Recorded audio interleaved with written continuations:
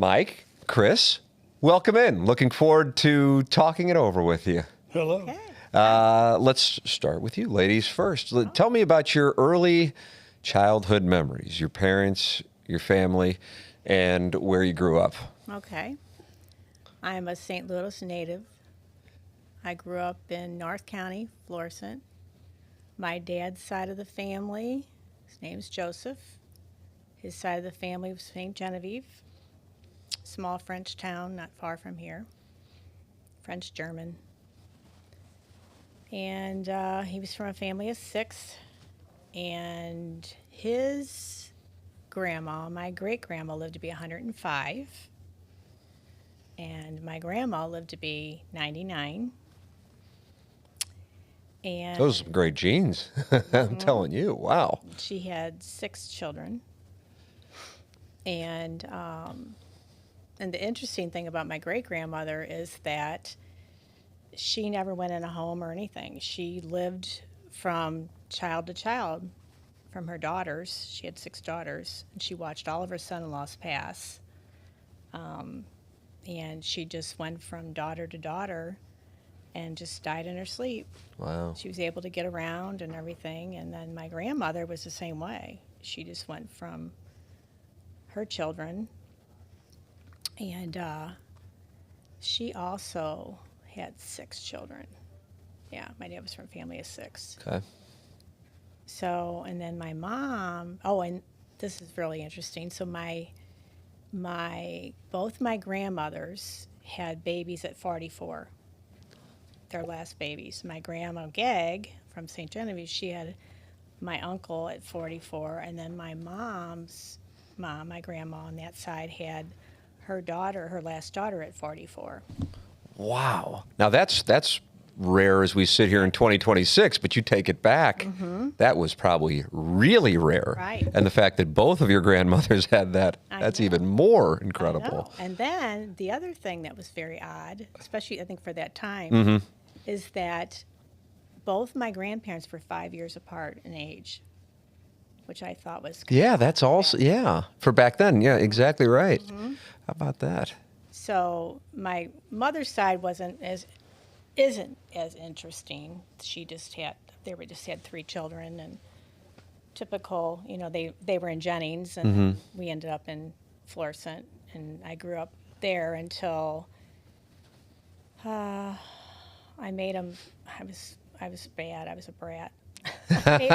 I made them stay there until I graduated from high school because They wanted to move? They wanted to move. My parents. I said, you can't move until I graduate from high school. Where'd they want to move? They wanted to move to St. Charles. Okay. And so we did after I graduated. And we didn't like it. We were only there, and this is back in 77. Okay. So my father had owned paper routes. Back then, the St. Louis Post-Dispatch, you owned your route. Mm-hmm. And so he ended up buying a route in Chesterfield. So then we moved to Chesterfield. And that was back when the mall was like sitting out by itself. Yeah. There wasn't anything around. This was in 78. So they built a house there.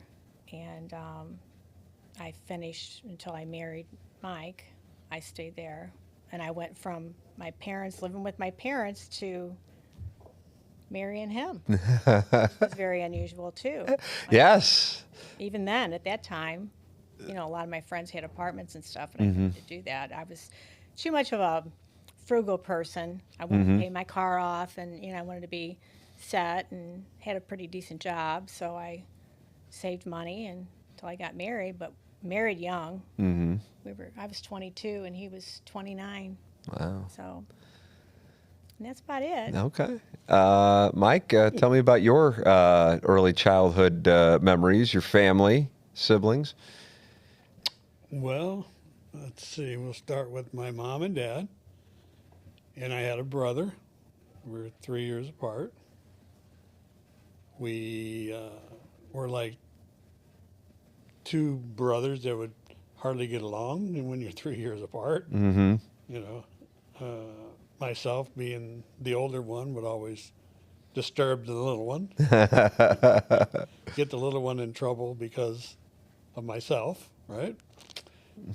So we lived in Richmond Heights, okay, and then what was interesting about my first part of my childhood was watching my house that I wound up buying when we got married. My dad bought a house in the way of Highway 40. This was back in the 50s. Okay. So this house that he bought had to be moved. It was a brick house, and it had to be moved. Well, luckily, my grandmother lived in an old farmhouse not quite a mile away, and my grandfather was gone, and she was in this great big 2-story home, wooden home, back built probably in the 20s or whatever. Yeah. And Dad talked his mother-in-law into selling him the house so that he could tear it down and move this other house down Laclede Station Road to Dale Avenue Yeah. and up Dale Avenue and mounted it on her property, which then became our property How about that? when I was like 5 years old. Wow. So we have movies of this house coming, which at that time was very unusual. Uh-huh. And Dad did have it insured in case it would fall apart Yes. on the road because it was all brick. And How'd it go? it went great. Yeah. It went great. We had to move telephone poles, to make the street wider and everything like that, And Dad looked to find out if somebody else, because there was a couple other old lots laying around, if anybody else was going to do it. No, nobody was going to do it until Dad moved all the telephone poles, and then they all said, "Oh, wait a minute, that might be a good idea." Then 2 other homes come down the same street, but we were already done with ours. But Yeah. 2 other homes came down the street, and actually one of them was a 2-story brick home that they moved, Oh my goodness. and it was like 3 doors away from us, and it sat there fine, and along with another 1-story like ours, which was like 2 doors down from us. So it's like every other house was a moved house. Funny part about the house was it had a big outside porch attached to the master bedroom. That porch had to be removed because it would wind up being sitting on top of the neighbor's house. Oh, no Next to it. way. The land went down to a smaller house next to it. So Dad had to remove that porch because it wouldn't fit on our lot. It wound up fitting on the roof of the other house next door to us. Oh my goodness. When people would come over to our house, and if they would get into my dad's bedroom or whatever after we were older, they'd always say, "Oh, what's that door for?" There was a door out of the bedroom that led nowhere. They always said, "Well, that's in case Dad had to leave," So it was kind of a joke. You guys both grew up in the 1960s. What are your recollections of life in the 1960s? Like, Chris, we'll start with you. Well, I was young. Let's see, I was born in 58, so I don't really remember too much of the 60s other than, my parents and how simple they lived. Mm-hmm. We didn't have a whole lot of money when I was little. And I have 2 brothers, and my mom had back then, 32. She had my youngest brother. We're 13 years apart, which kind of followed suit of what my grandmothers did. Yeah, yeah. My father's brother was 16 years younger than him, and my mother's sister is 17 years younger than her. So, anyway, it just, I went to a small Catholic grade school, and, well, it really wasn't small, actually, back then. It was like 800 students. That's a big school. But we would walk to school, that's back when you walked, and everybody walked. And I remember crying because everyone would be off of school when it snowed except for us, because the nuns wouldn't let us because, everybody walked. So since they were, out of the convent, The convent right next door. Yeah. they thought, well, the students can all walk. And it would used to make me so mad. So everybody's off school and you're going to school. We're going to Oh, school. We're bundled up, walking through the snow. Because of course, mom and dad aren't going to drive us. We're gonna walk. And I used to a lot of times come home for lunch. My mom would have a big hot meal at lunchtime because my dad worked nights, so that would be our dinner. So I'd walk home for lunch, and other than that, I just don't really remember. I played sports. And Yeah. My dad coached me in softball, and that was always fun. And he'd take the whole team. We'd pile in his van because he had the paper out, and the back of the van was empty. So he'd pile the team in the back of the van and take us down to Busch Stadium, and we'd all watch the ball game. Yeah. Of course, he made us score keep. Everyone. oh, everybody was keeping score. Oh yeah. Wow. How to keep score. And that was probably my best memories. Just we were so involved in like household chores. I used to help him mow the lawn, and my brother would help mow the lawn. But my baby brother, he didn't do much because he was so little. But I practically helped raise him because my mom was tired. Yeah. I mean, yeah. 32 back then to have a baby nobody was doing that. Sure. You were always a young mom, so, because my mom had me when she was 19, Yeah. Yeah. His mom had him when he was, well, he'll get into that, but when she was young also. Yeah. So I remember the music of the 60s. Some great music. Yeah. Incredible Not as music. good as the 70s, though. Yeah. 70s is the best. Yeah. I think a lot of people would agree with you on that. Oh, yeah. I remember, when the Beatles came out, and my dad. Were you watching the Ed Sullivan Yes. show when that happened? Yes. And my dad said, they're a bunch of hippies, and you're not going to watch them, and blah, blah, blah. Well, then everybody fell in love with them, Yeah. Their music, and to do the twist and all that with my cousins. Mm-hmm. And those are probably my best memories. Yeah. Mike, what do you recall about that time and its impact on your life? Now, remember, it's been a while ago.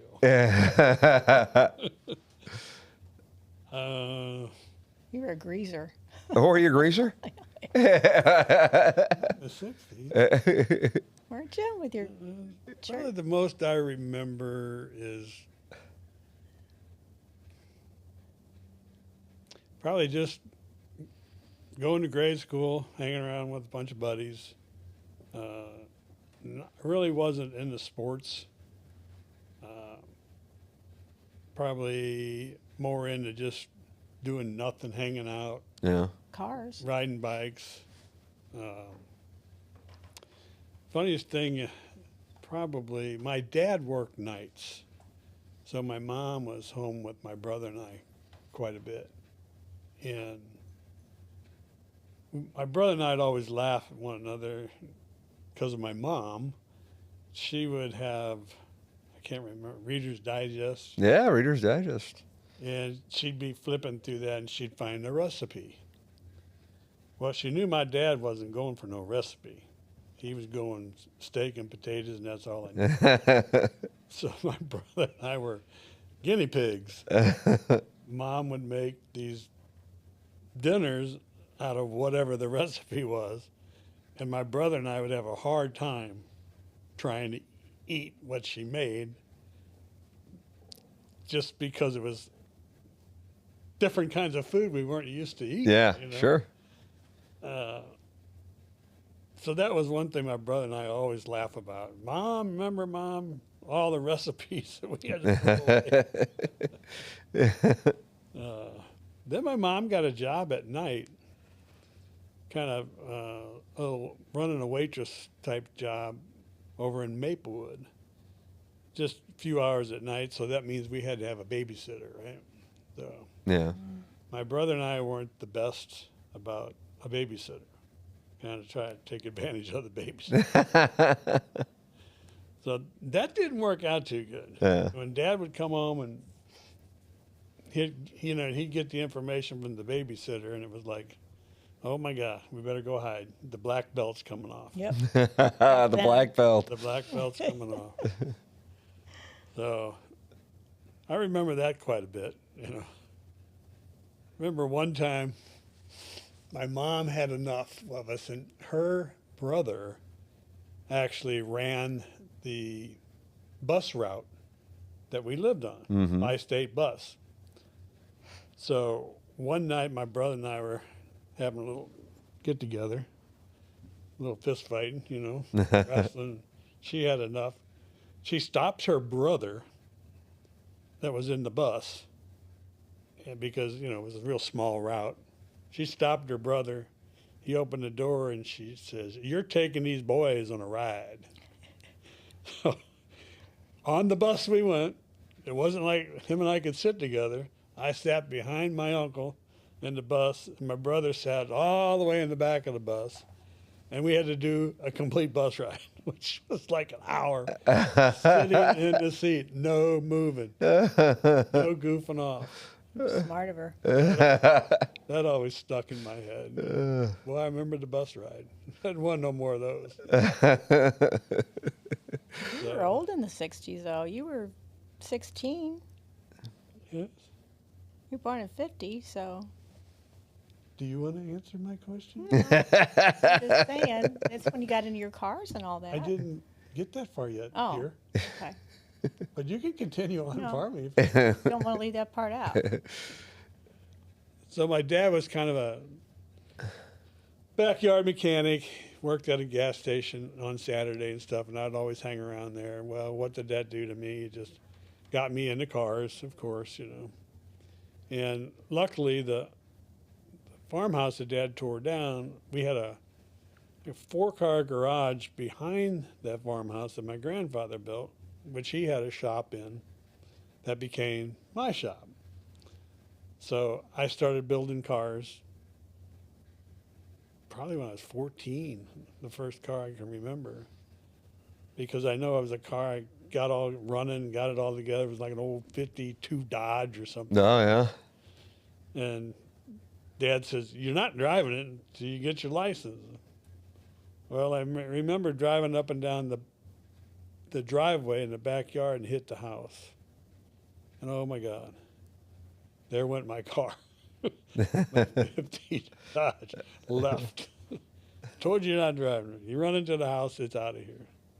So that is actually how I started my career, Is that right? working on cars. Accidentally with, With piddling. yeah. And then a bunch of guys, you know, neighborhood, we all started piddling with cars. We were hot rodders. Yeah. You know, we were, there's like she calls it, we were greasers. You know? And, you know, we started high school and went out for the football team, made the football team, had fun the freshman year. But then the sophomore year, when the guys said, "You got to start practicing a month before school starts," and that's in the summertime. Wow. No, no, I'm not doing that. So that was the end of my football career. That was enough. That Don't need that practice a month out. Yeah, no. So I built cars, worked on cars, made cars my life, and wound up having a great career with cars. It's amazing how it started, isn't it? I mean, kind of by accident, and then it becomes Kind of with my dad. a career. Tell me how you guys met. You're gonna it'll be simple. It's right down the street. Talk about fate. So I was actually engaged to someone else, obviously. That wasn't necessary. Anyway, I had bought my first car, and it was a Camaro. And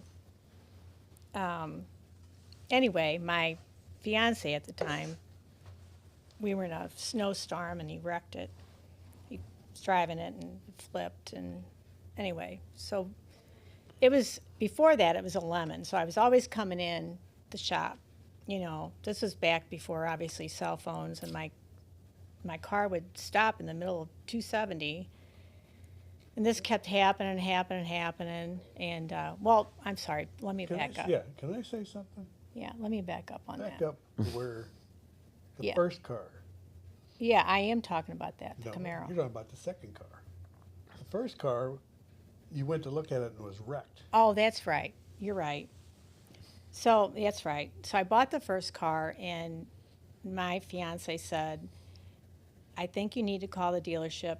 Your car looks like it's been wrecked. I think it came in, it was wrecked. So I called them, and I said, I heard my car's in, can I come pick it up? And they said, no, it's not ready yet. And I said, well, what do you mean it's not ready? It's a new car. And then they said, well, we need a couple days to detail it. And they're giving me a story, and I'm like, did my car get wrecked?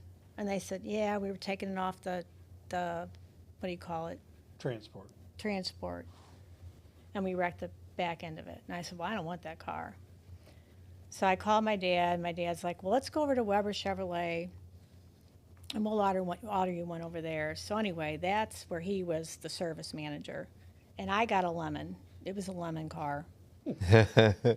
And I made it a lemon. and it kept dying, like I said, and I kept bringing it back. And anyway, my dad finally said, I'm going in there with you this time. Well, he had him by the shirt, you know, like, why can't you fix my daughter's car, and blah, blah, blah. And so anyway, It was a dangerous situation. he kind of knew, you know, he kind of saw me coming in all the time. It was So like then, a ghost we had to find. It was an electrical problem. Okay. Yeah. Yeah.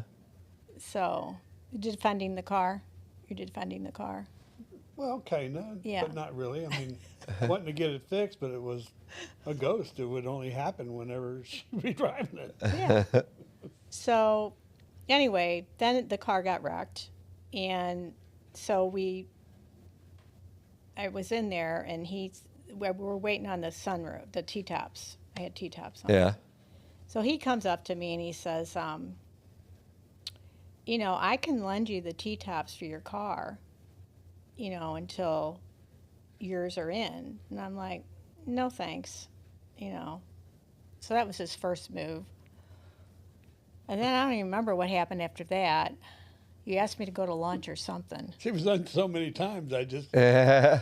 had Yeah. to keep talking to her. Yeah. Kept it up and kept it up. And I'm like, no, well, he said, let's just do lunch.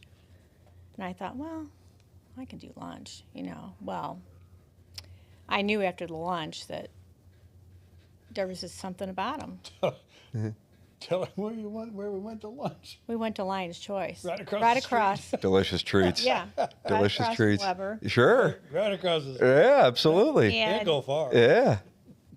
anyway, my fiance knew something was going on. But anyway, the first Just time we because of the one lunch, or he just had a feeling that something was going on. okay.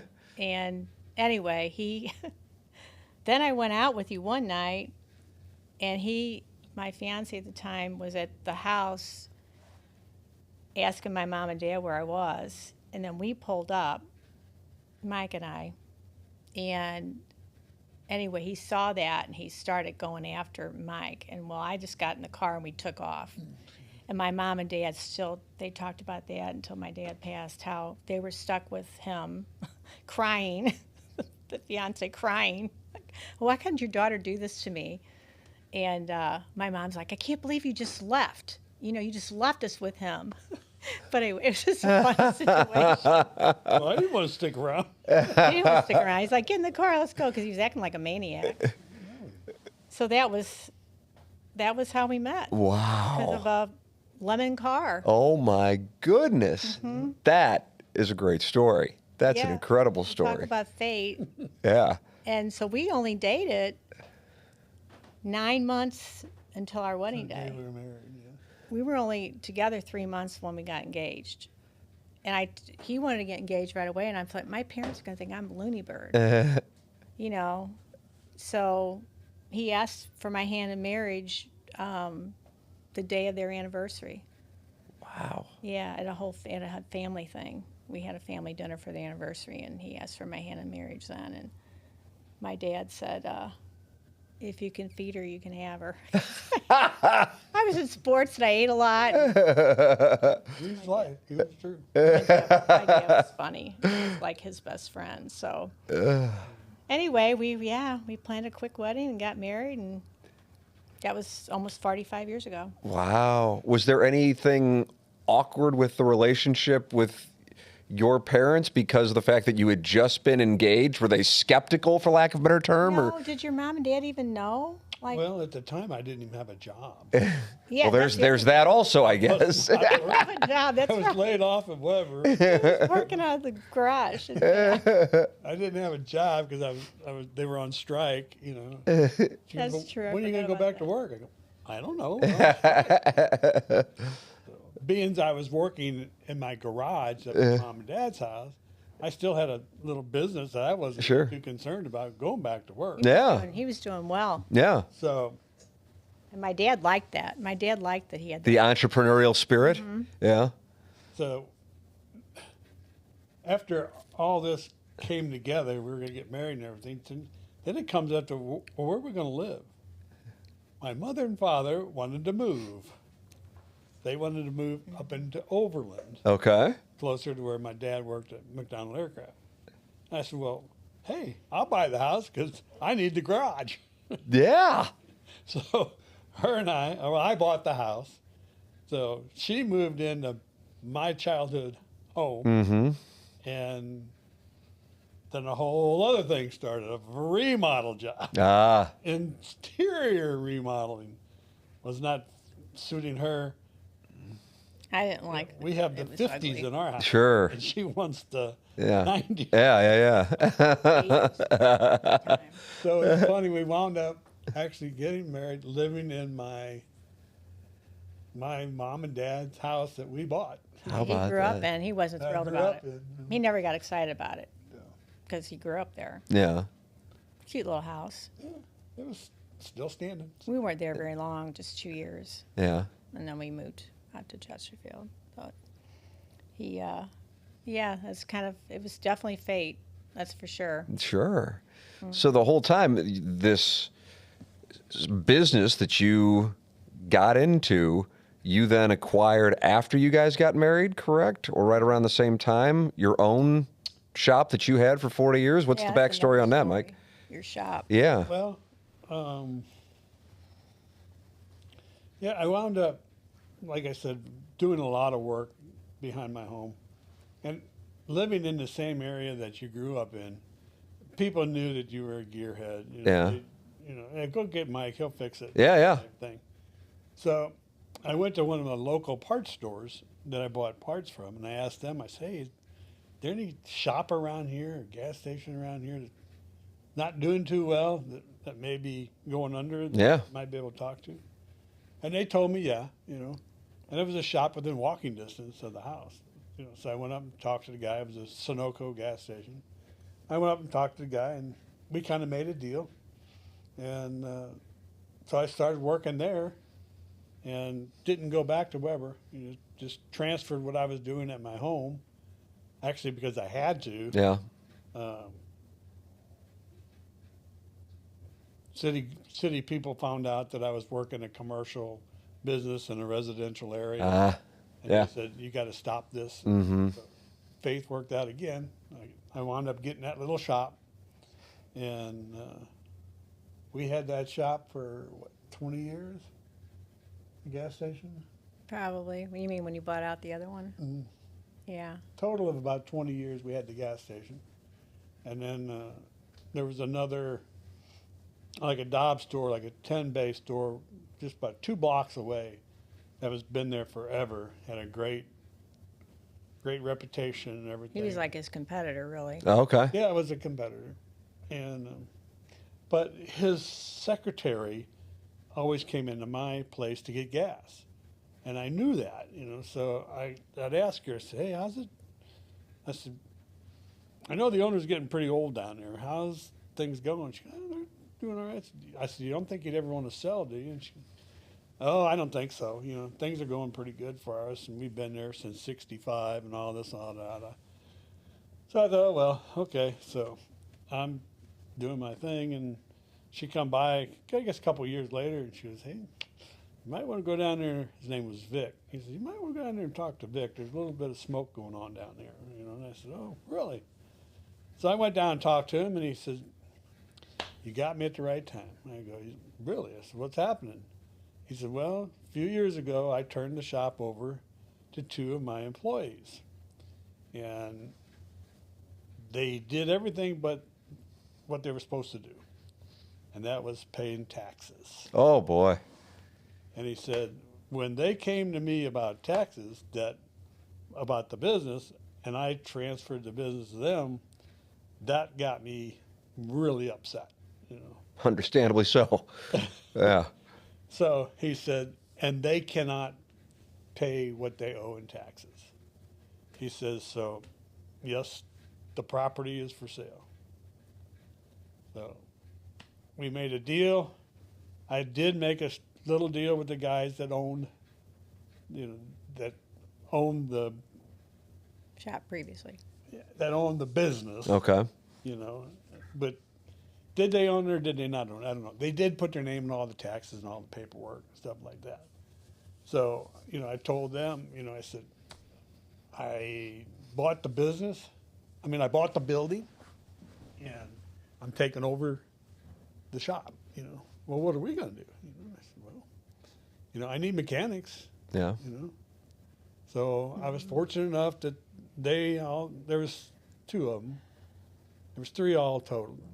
2 of them wanted to stay. The third one didn't want to stay. And I had one guy with me at my little gas station. And so we made a deal. You know, I made a deal with those guys. You know, I bought their equipment and stuff like that, you know, which, and we lasted there for 20 years. Wow. And then we put it up for sale, 10 years ago? More than 10 years ago. Yeah. How about that? Sold out. Yeah, only one guy left working there still. Is that right, really?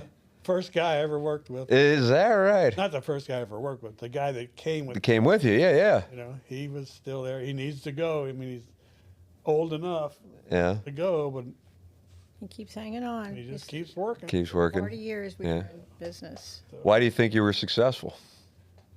I was honest. Yeah. You know, Yeah. like I said, I knew a Likeable. lot of people, and I was into basically my 3rd generation of people. Yeah. Yeah. You know, Yeah. went from the mother to the kids to now their kids. Mm-hmm. And you got commercial accounts. I did a lot of commercial work. I Okay. checked, you know, in that area, you know, who's got a small shop that's got 2 or 3 trucks that need to be on the road. Yeah.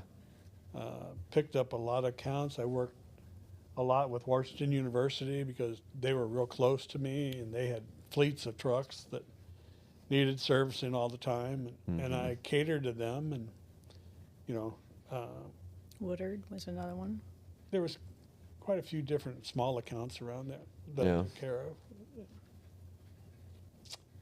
Yeah, he's like One of them is Yeah. really strange that I can't remember her name, but she told me, because when I went into her office, I saw all this Casey stuff around. And I said, what's the deal with Casey? Are you really into Casey? She goes, yeah, my dad owns it. Oh, wow. And I said, really? She goes, oh, yeah. And that's when they were located out on, it was Highway 66? Yeah. It was a Watson Road, right in Crestwood. 66 Drive. Yeah. Yeah. Absolutely. Yeah. That's Yeah. right. That's exactly right. When I walked in here, I saw that. I go, oh my God, what's her name? got a funny story I about that. cannot remember her name. What's the story you have about it, Chris? You recall this? Remember with Debbie and Kevin? Oh my God, Oichi, yeah. her aunt and uncle wound up winning a contest with Casey Radio, Okay. and I think it was one day. Shopping. One day shopping, you got $10,000. Oh, wow. And they'd take you in a limo one day, and you had to spend it all in one day. Woo. Yeah. because he was a KC radio freak. Kevin was. Yeah. Yeah. And so they did the shopping, and my customer owned the Rolls Royce. He had a 63 Rolls Royce. It was Princess Margaret's Wow. Rolls Royce. It was a limo, a big white limo. Beautiful. Oh yeah. We got it for our wedding. And they took, he took them all around. And I don't know how it became You were working on it or something. But- You were working on the car and you found the check. Or I found a check in the back seat of the car. And I looked at it and it said Kevin, Debbie Raschenbach. And I go, that's her aunt and uncle. So I showed it to the guy that owned it. And he goes, I think it was only $1, wasn't It it? was $1 something. $1 something left. It was what was left And he of it. goes, Oh my well, goodness. you know them, take it. I said, I know them. So that was kind of a funny deal. You wrapped it up for Christmas. We put it in a Christmas box and shirt box and gave it. Yeah. Where did you? How'd you Small find world. this They knew thing? they had world. that check, but they just thought they lost it. Oh, that's incredible. What are the chances? I know. Oh my goodness. Pretty, very, very unusual. Chris, tell me about. I know you worked with Mike as his bookkeeper, but what else? You were involved in education, I was. interior design. Yep. So you had an interest in that when you moved into the house. Yeah, well, so many years ago. It's kind of my family. Like my mom has always been really good at decor, and her great grandpa actually was years back would build furniture and was always into design, and so was my grandma actually. So it was all from my mom's side. Mm-hmm. And but anyway, I did all Mike's books and everything. So I was a stay-at-home mom, and a job came up. They were going to open the first actually Catholic preschool for our parish, and they just didn't have preschools Yeah. for Catholic schools. So a friend of mine that was going to be the director, she knew that I kept books, so she offered me a job. And Natalie, our daughter, was in like second grade at the time. So I thought, oh, this is perfect because same hours and everything. And Yeah. it's going to be part-time and I could still do his books. And so anyway, I did that, and I was there 25 years until I became grandma, and then I retired, which is about 5 years ago now. And then I started doing some friends' houses. Actually, an attorney friend of mine, I did her house just for fun, like just helped her along. But she had a party, and a couple of attorney friends of hers said, I really like what was done in your house. Who did it? And so they wanted my name. Interior designing. Yeah. So I did another one's house, and actually got paid for it. And then it just kind of just snowballed. I just never advertised. I just went from Word of person mouth. to person to It's a great person. compliment. Yeah, I just, I was picky about who I would do it for. And then a real dear friend of mine, she was a realtor, and she wanted me to start staging homes for her. Like, she'd walk into a home to put on the market, and it'd just be a mess. Sure. And I'd come over and tell them what to do, move furniture around, That's take an things important that they thing. had. It's Yeah. an important thing. Yeah, so I got into staging with her, and then I picked up people from that. And actually, I had some really, really dear friends from it now. I mean, families that I have dealt with. I've been doing it for 25 years now. Mm-hmm. And I've done all their kids and their houses, and I've redone and redone and redone their houses. Yeah. So it's exhausting though. Sure, I would It is. imagine. I said I was retired, and then this family that I'm close with pulled me out of retirement, and I did a kitchen with my brother, because my one brother's a kitchen designer, so and builder, so I did a kitchen with him, Yeah. which was fun. Yeah, to We work didn't with kill your each brother. other. That was the Got accomplishment. a couple. On our road, on our road, We forgot a couple businesses that we had What? on our journey. Oh, yeah, we On had. our journey, along with our repair shop, Yeah, we did. We had some businesses. I bought a steam bath company Oh, is that right?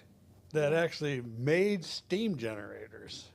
For like, That the only reason I bought it is because the company came into my shop all the time, Oh, yeah. and the guy that actually designed it and patented it died, and it was a real small company, you know.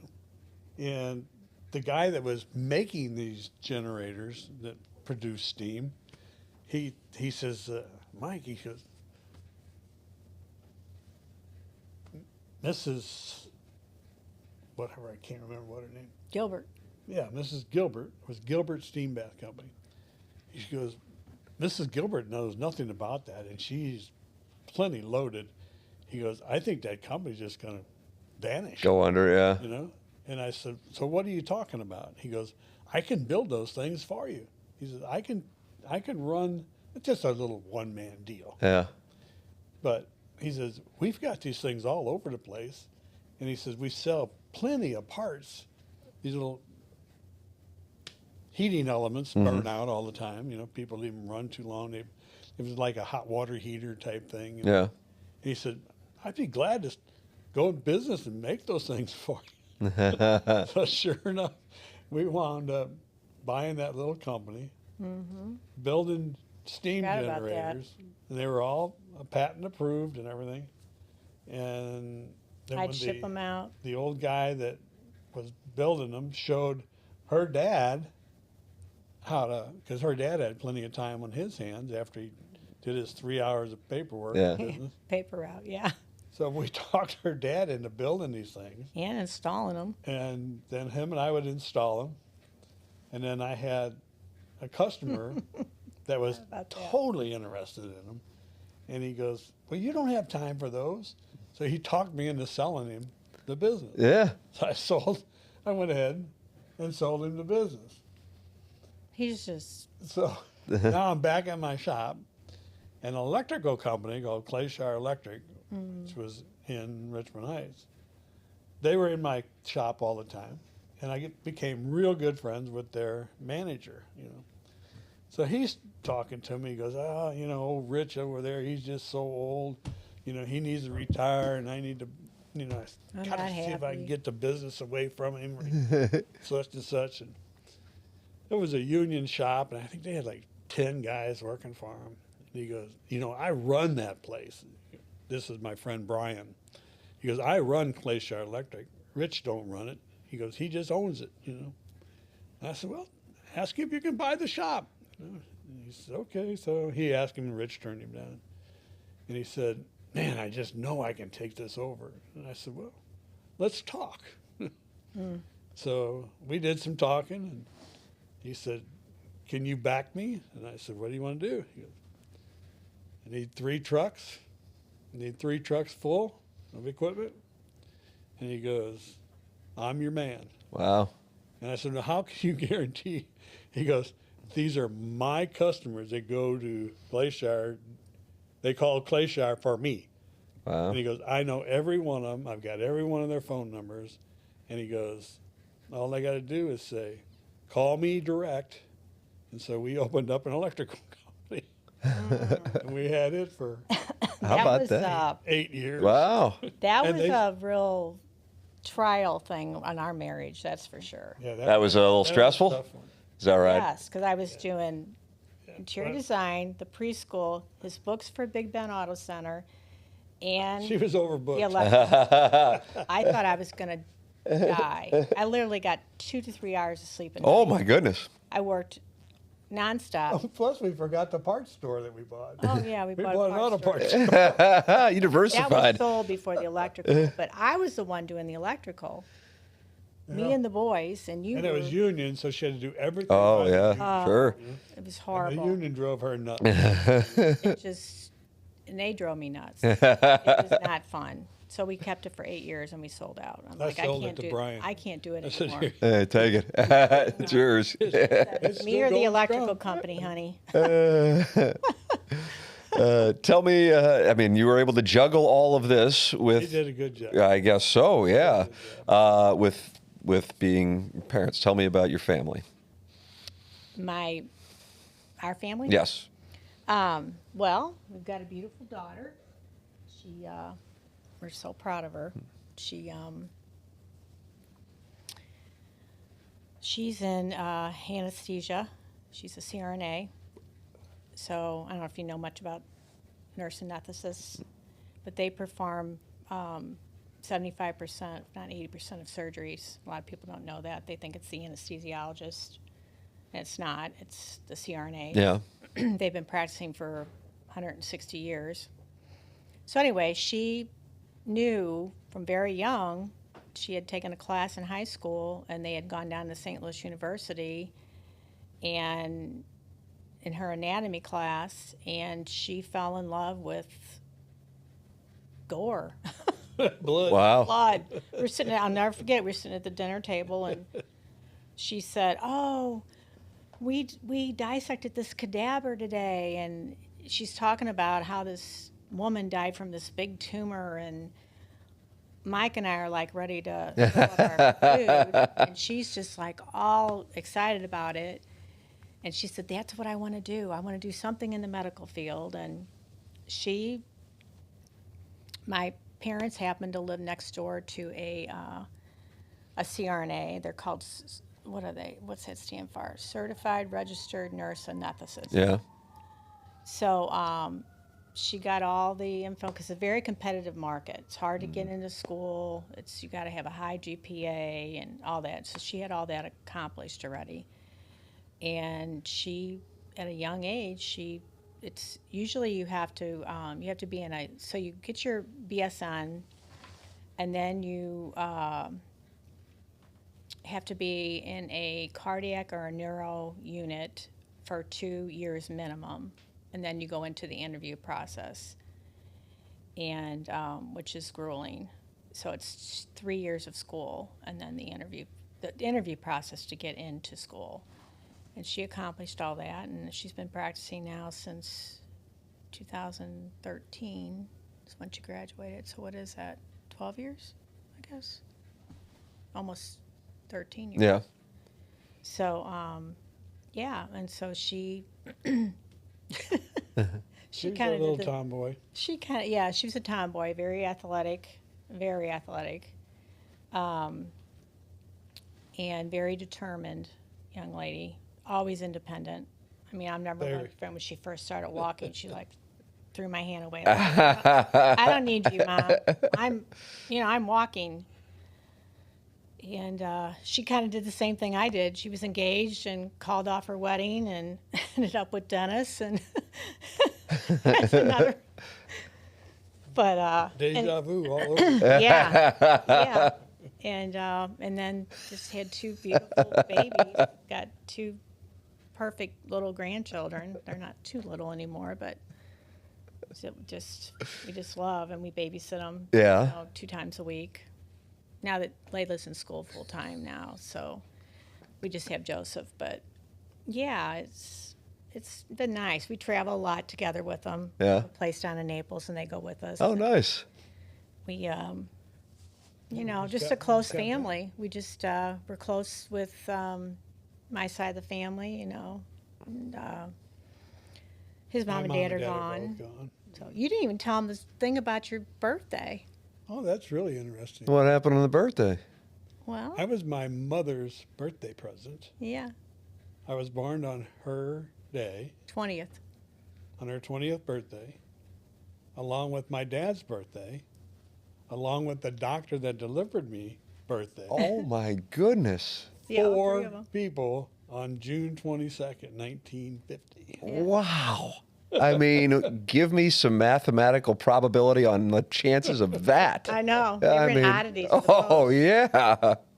Dispatch did have it. Oh, did they? Did they have our Yeah. oddities? I remember that section. They were on Yeah. They were in I there. got it. You I got it? Yeah. I mean, 1 in a billion on that? I mean, Oh, that's okay. incredible. He had to Wow. share his But birthday. it never helps on the dates when I fill out the lottery tickets. Yeah, is that right? You've been going with those numbers? Going those numbers, baby.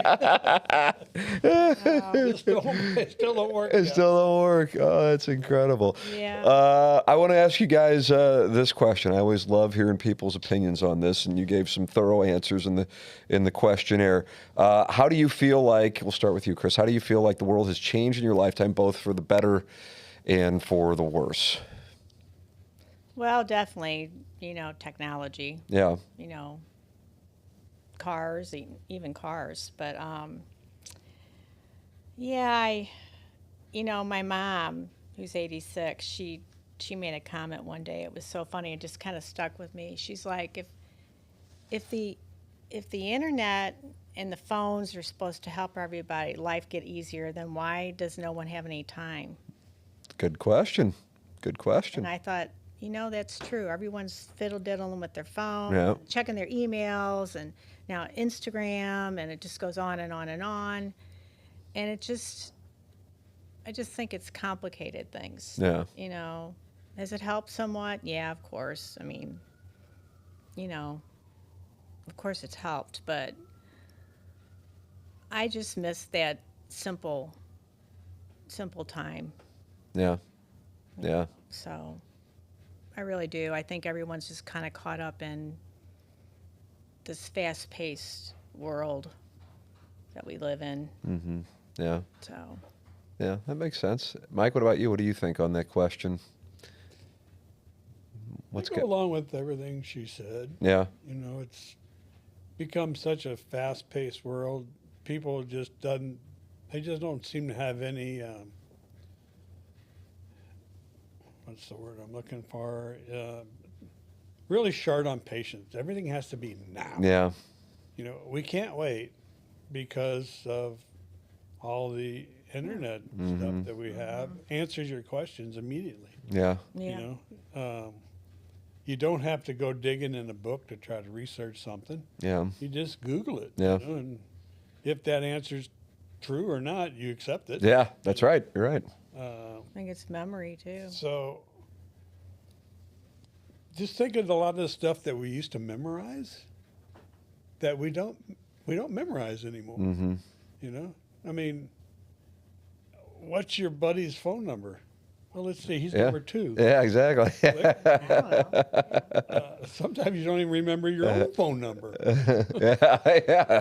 You're right about that. Don't need to, so people don't do it. You're right. No. As long as you got your phone, you're doing Yeah, good. yeah. But once you Don't think lose that thing. once you think you've lost it, and I thought that the Yeah. other day I lost it, it's like almost a panic. Yeah, sure. Oh my God! Oh gee, what did I do My with the phone. It's like your right arm. I went back. We were in Florida. I went back to the grocery store. Did I leave it here on the counter? No. Did I drop it in the parking lot? No. Get back to the hotel? No. Go back to the car. Look all through the car? No. I'm telling her, I lost it. I cannot He was find so it. upset. You start sweating. Oh man! Now what are we gonna do? Da, da, da, da. You really get upset. Yeah. It's gone. Yeah. So I said one more time. Yeah. This time I took the flashlight, went down. I'm looking in the car, looked under the seat. There it was. Oh my goodness. And like, what a relief! Oh, And it's so ridiculous. It's ridiculous when you think about it. Sure. It is. That we're that attached to it. found my phone. Yeah, we're very leveraged on the phones, aren't we? When the phones were attached to the wall with a cord, it can only go so far. Of course, you'd stretch the cord around to the length of the house if you could, Yeah. But, Yeah. Yeah. Yeah, you probably didn't have all that. I got the tail end of the phones where we had the cord that you went as Yeah. long as you could to hide out Yeah. from mom and dad. Stretched, tangled up, and I know. Or the It's bag just- phone you had in your car. Oh, yeah, my dad had one of those things. I remember. Final question for you. You guys gave some great answers here, too. To refresh your memory, what do you know now about living a happy and successful life that you didn't know when you were 20? You touched on 3 things. Number 1, work ethic. Number 2, financial. And number 3, personality. And I loved your answers. I don't know who answered those that way, but I will yield to you guys on it. Work ethic, financial, and personality. Yeah. I'm trying to remember what I wrote. Well, Work ethic, when you're in your 20s, you feel invincible. You don't understand how quickly life will pass by. We've always had strong work ethic, obviously, since we were young, but not sure that today's generation understands the importance of hard work. so true. I think you have to instill work ethic in your children. And I don't see that. I see a lot of laziness now, and I think COVID really enforced that. People like working from home, and Yeah. They And like I the j- freedom of. yeah. And I don't think they have the respect of a boss. You know, everybody wants to be a boss now, Yeah. and you have to make your way. Mm-hmm. And again, I don't think they have the patience for that. Yeah. They have the patience to make their way. They want it now. They want that big buck now. Yeah. Well, you got to earn that. Mm-hmm. And that's something we really we're proud of with our daughter. She is a workhorse. Yeah.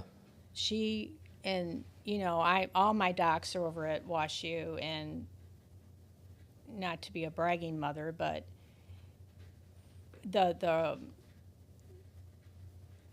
the things that they say about her, it's just so heartwarming. Oh, that's the greatest Yeah. compliment, isn't it? Daughter, We wonder yeah. where it comes from. We're like, Whoa, that's our daughter. really?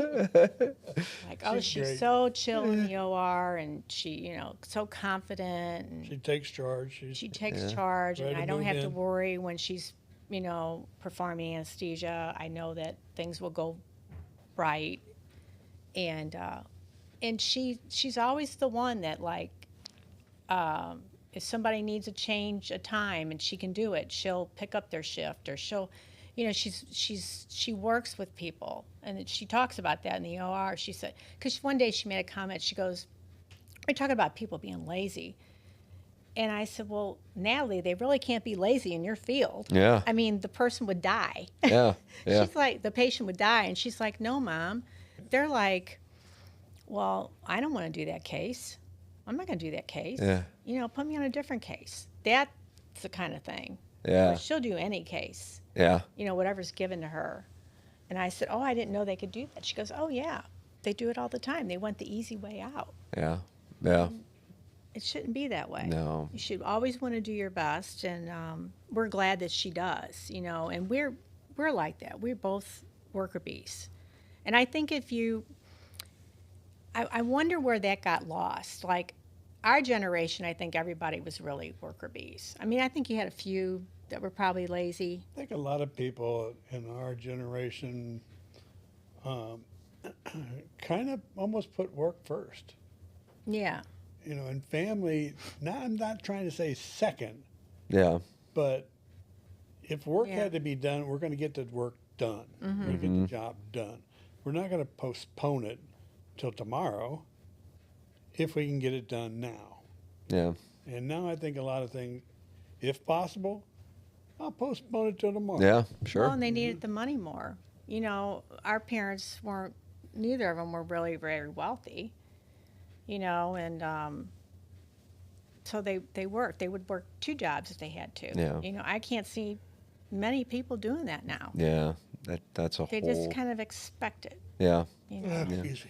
Yeah. Yeah. No, I know what you're saying by that. And then also, you guys talked about the importance of financial saving and personality. Yeah. You have to live it to get it. Be honest and kind to others, and you will receive that in return. Mm-hmm. Yep. Yep, that's so true. Mm-hmm.